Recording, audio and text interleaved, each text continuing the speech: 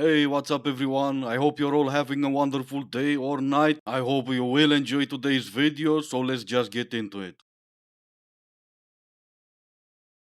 3 things that men secretly love.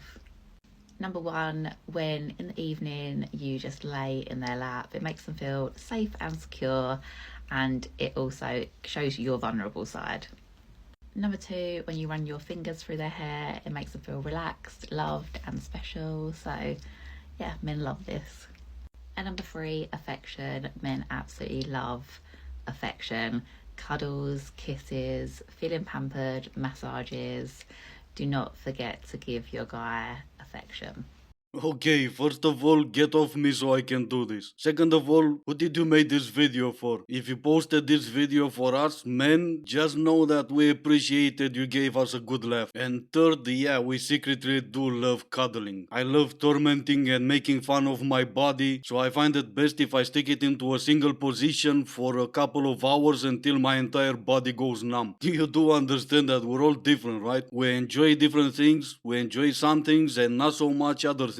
I shave my head, so I dare you to run your fingers through my hair. We do appreciate affection from our significant other, but because you realize that just now, it doesn't make it a secret. My biggest dating tip is to meet a guy where he's at. Is it better to date a guy that's like, oh, I'm thinking about law school, or I might do this, I don't really know, doesn't know what he's doing with his life, he's just all talk. And would you rather that guy, or would you rather the guy that's like, I'm a lawyer, I want 3 kids, I'm ready? It's just so much easier. And I feel like when we give the guy hope, right? When we're like, oh, he wants to do this, he says this, he might do this. It's like, we're just going to be waiting forever. You're going to be waiting for that man forever, and you're going to drown, and you're going to start getting frustrated, and you're going to try to want to change him and push him. And to be honest, he has to want to do it himself. A guy has to want to be successful on his own. If he doesn't do it on his own, he's not going to do it for you. He has to be secure before he meets you. And I know that we all want those like stories where it's like, we grew together. Of course you have to grow together, but I mean a successful guy. If you want a successful guy, meet him where he's at. Do not guess. Do not try to, don't make excuses for him. Meet him where he's at.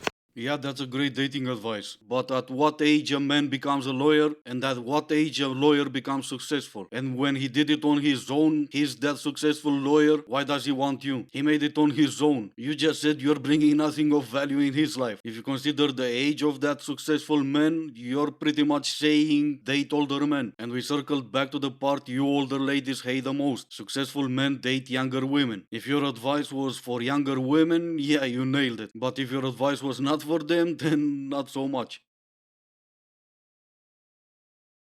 When a man doesn't want to change, and I'm saying man, but this could be anyone, they will seek out a partner that is okay with their lifestyle. Why? So they don't have to grow up. They're going to be looking for someone that they feel is less than them. Someone who will never try to get them to level up or be better. Someone who won't challenge them. Someone easy, someone who lacks an identity. Someone, easy to control. Or maybe just someone that doesn't speak their mind. I don't know. Now, when you have standards, these types of people will label you all kinds of fun things. Bossy, controlling, never satisfied. But in reality, you're just asserting basic boundaries. Cheers. She even wrote a book. I don't care all that much to look for the book she wrote, so I'm just guessing that it's one of those books teaching women how to be single. If you're looking for a man to change for you, then that's your first mistake. Your second mistake, and probably the biggest one, is you're talking about men like you have any idea what you're talking about. Men are looking for someone to be on their level, someone they can come home to and have a nice conversation with. We don't look for someone that's beneath us, that we can control and that we have nothing to talk about. If we did, you would be married by now.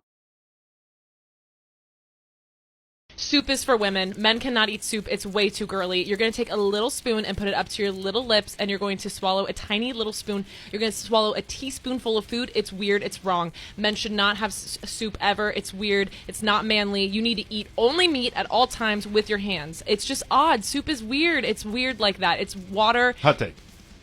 Now see, the problem with that is you swallow whatever you want to swallow. I'm gonna swallow the soup, not the entire spoon. You want to swallow the spoon, you go right ahead. This will be the first one to yell out, toxic masculinity. And then she wants you to eat meat with your bare hands, like a Neanderthal. Well, I am that Neanderthal. I hunt, you cook. Oh, toxic masculinity. Well, alright then, I'm gonna enjoy my soup. You enjoy your spoons. The reality is, I hate soup. But if I didn't, can I enjoy one simple thing without you moaning and complaining about it?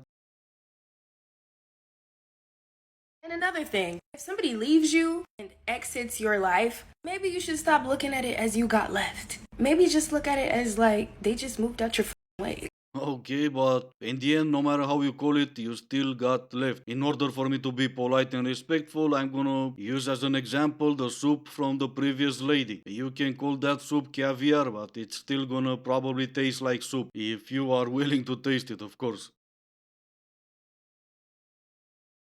One thing about me is if I'm seeing a guy, or if I even start talking to a guy, or replying to a guy, every single one of my friends knows about you. I've shown them all your Instagram, or whatever social media you have, or at least a photo. And I've also asked all of them for their opinion. My lash lady, my nail lady, everyone is in on this decision. It's a group decision. And yet somehow you still make the worst decisions. Maybe because seeing a guy should only be your decision. Maybe because all your friends will try to keep you single. And somehow it's not one thing about you. There's quite a few of you that are doing the same thing. You all talk to each other and that's fine. But when it comes to making that decision should be yours and yours alone. I haven't done it yet. I may do it. If this doesn't work out, probably I will do it. I would almost say definitely. The question she was asked was, do you have an OF account? Funny how probably or maybe turned into definitely.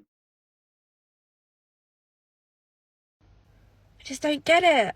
I've spent 2 hours of my morning crying. Why can't people just see how wonderful I am? You know what I could have done? I could have worked out. I could have cleaned my flat. I could have done some work.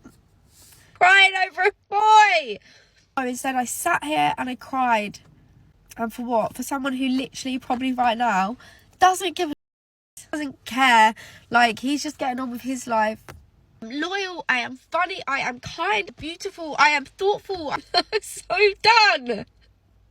I hate this generation. Well, that's fair enough, but why? You are this generation. I was almost convinced you are so wonderful when you started yelling at me, but I had to check further. You are a single mother and there you go, you are this generation. But it goes further. You're loyal, well, you even have some loyal fans. Not only that you have one site where you show how loyal you can be, but you have three. Now, there could be two options. First, no one told you that you show yourself how wonderful you can be on one of those sites. It's gonna ruin your chances on having romantic relationships, or everyone did tell you that and you chose to ignore it. Doesn't matter how wonderful you are when you have your clothes on, if everyone else already knows how wonderful you are without them on. When it comes to men looking for long-term relationship, if they have to choose between you and another girl who doesn't show her body online, who's just as wonderful as you are, men in their audacity are gonna choose her.